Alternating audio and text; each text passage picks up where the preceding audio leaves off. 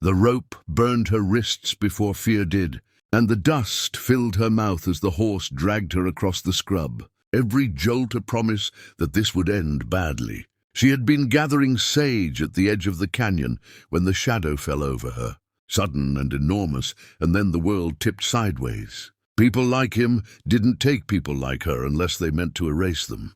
She screamed once, not for help, no one would come, but to remember the sound of her own voice before it was taken. The ranch rose from the desert like a scar. Fences leaning, windmills clattering, a place built by stubborn hands and defended by silence. He cut the rope at the gate without a word, his knife flashing, his eyes unreadable. She waited for the blow that never came. Instead, he pointed to a chair on the porch and tossed a canteen at her feet. Water sloshed real and cold. She didn't drink. Trust, she had learned, was the fastest way to die.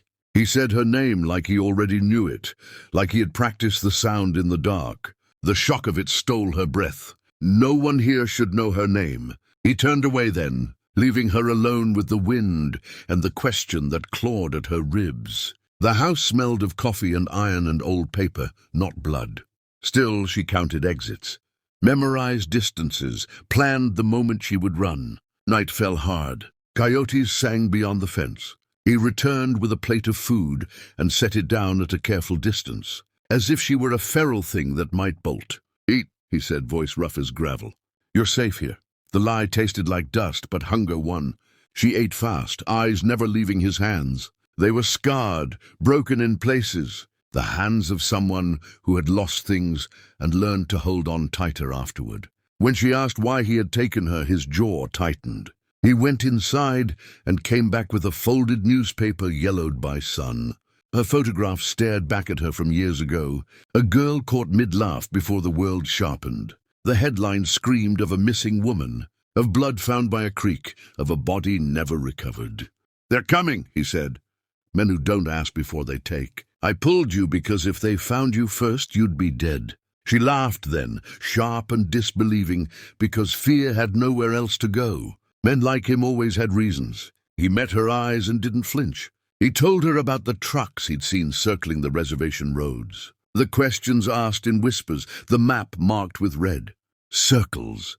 He told her about the call that had come to his ranch phone, a voice offering money for information, for silence, for a name.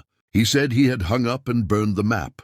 The first shot shattered the night, close enough to splinter the porch rail. He moved before the echo died, pushing her flat, covering her with his body, the impact knocking the breath from her lungs. Another shot, then shouting boots on gravel. She felt his heartbeat hammer against her cheek, fast and furious, and something inside her shifted because predators didn't shield prey with their own flesh. The siege lasted minutes that stretched into years. He fired only when he had to, precise and furious, shouting words she didn't understand, but recognized as prayers. When it ended, the desert went still, stunned by its own survival. Sirens wailed far off, too late, always too late. He stood and offered her a hand, and this time she took it without thinking. At dawn, the truth bled out between them. He wasn't just a rancher. He was the last witness to a crime buried by money and fear. A man who had refused to forget. He had dragged her to his land because it was the only place left that belonged to him, the only ground he could defend without asking permission.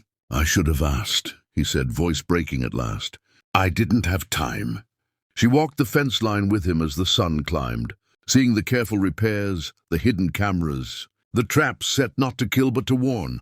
She saw a man who had built a fortress out of regret. When the authorities came, she told her story with a steadiness that surprised her, naming names, pointing to scars on the land that matched scars on her memory. He stood behind her, silent, present.